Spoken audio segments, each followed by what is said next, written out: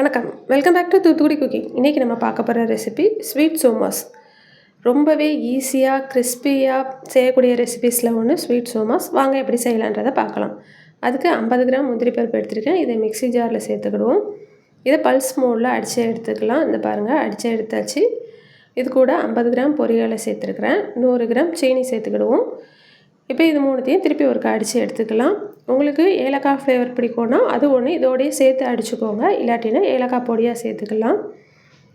இப்போ பூர்ணம் ரெடி ஆயிடுச்சு. மேல் மாவு பிசைஞ்சிடுவோம். 1/4 கிலோ மைதா எடுத்துருக்கிறேன்.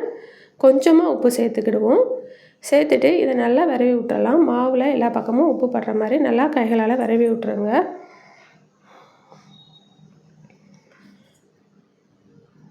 இது கூட 2 டீஸ்பூன் அளவு நெய் சேர்த்துக்கிடுவோம். சேர்த்துட்டு இதையும் நல்லா விரவி விட்டுருவோம். நெய் மாவில் எல்லா பக்கமும் படுற மாதிரி விரவி விட்டுட்டு அப்புறமா தண்ணி ஊற்றி கொஞ்சம் கொஞ்சமாக பிசைஞ்சிக்கலாம். கொஞ்சம் கொஞ்சமாக தண்ணி சேர்த்துக்கோங்க, மொத்தமாக சேர்க்காதீங்க. தேவைக்கு ஏற்ற மாதிரி சேர்த்து நல்லா மாவு சாஃப்டாக இருக்கிற மாதிரி பிசைஞ்சு எடுத்துக்கிடுவோம். இப்போ நம்மளோட மாவு ரெடி ஆயிடுச்சு. இது மேலே ஒரு கரண்டி கொஞ்சம் சூடான எண்ணெயை ஊற்றி பிசைஞ்சிக்கலாம். எண்ணெய் நல்லா காய்ச்சி சேர்க்கும்போது கிறிஸ்பியாக இருக்கும். அதுக்காக தான் எண்ணெய் சூடேற்றி ஊற்றுறது. ஊற்றிட்டு கொஞ்சம் நல்லா கைகளால் நல்லா அழுத்தி விட்டு பிசைஞ்சு எடுத்துக்கோங்க. அப்போனா மாவு நல்லா சாஃப்டாக இருக்கும்.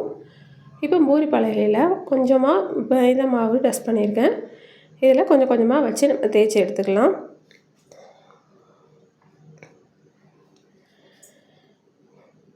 சப்பாத்தி மாதிரி கொஞ்சம் பெருசாகவே தேய்ச்சி எடுத்துக்கிடுவோம். அப்படின்னா தான் நம்மளுக்கு சோமாஸ் இதில் வச்சு போடுறதுக்கு சரியாக இருக்கும். தேய்க்கும் போது அது எல்லா பக்கமும் ஒன்று போல் இருக்கிற மாதிரி மட்டும் பார்த்துக்கோங்க. அளவு ஒரு பக்கம் பெருசாக சின்னதாக இருந்துச்சுன்னா சரி வராது. இப்போ தேய்ச்சி எடுத்தாச்சு. நம்மளோட சோமாஸ் அச்சு மேலே நம்ம மாவை எடுத்து வச்சு இதில் பூர்ணம் எடுத்து வச்சிடலாம். கொஞ்சமாக எடுத்து வச்சுப்போம். இதில் நான் பொரிகளை மட்டும் சேர்த்துருக்கேன். இது கூட வேர்க்கடலை சேர்க்கணும், நம்ம அதுவும் சேர்த்துக்கலாம். வறுத்த வேர்க்கடலை தோல் நீக்கிட்டு அதையும் இது கூட இதே மாதிரியே சேர்த்துக்கோங்க. பொரிகளில் வேர்க்கடலை, ஜீனி, முந்திரி பருப்பு எல்லாம் சேர்த்து அடித்து அப்புறம் நம்ம பூர்ணம் ரெடி பண்ணிக்கலாம்.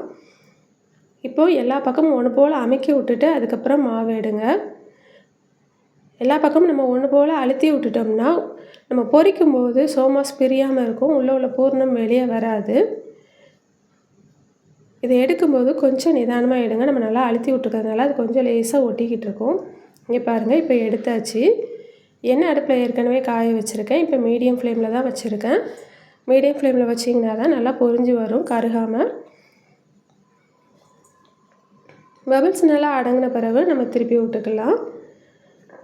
இப்போ எவ்வளோ அழகாக நல்லா உப்பி வந்திருக்குன்னு பாருங்கள். நல்லா கிறிஸ்பியாக வந்த பிறகு எடுங்க. நம்ம அவசரப்பட்டு எடுத்தோம்னா பூரி மாதிரி ஆகிடும்.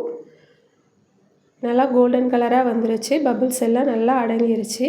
இப்போ நம்ம சோமாஸ் வெளியே எடுத்துடலாம். பார்க்கவே சூப்பராக இருக்குது நம்ம சோமாஸ். நம்மளுக்கு என்ன டிசைன் வேணுமோ அதுக்கேற்ற மாதிரி நம்ம செஞ்சு வச்சுக்கலாம். இது கைகளால் செஞ்சது, இது அச்சு வச்சு செஞ்சது. நம்ம அச்சு வச்சு தான் செய்யணுன்றதில் கைகளால் செய்யணும், கைகளாலையும் செய்யலாம்.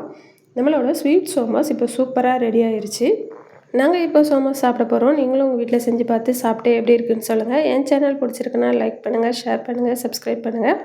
ஏற்கனவே சப்ஸ்கிரைப் பண்ண சப்ஸ்கிரைபர்ஸ்க்கும் வியூவர்ஸ்க்கும் என்னோடய நன்றிகள். நன்றி, வணக்கம்.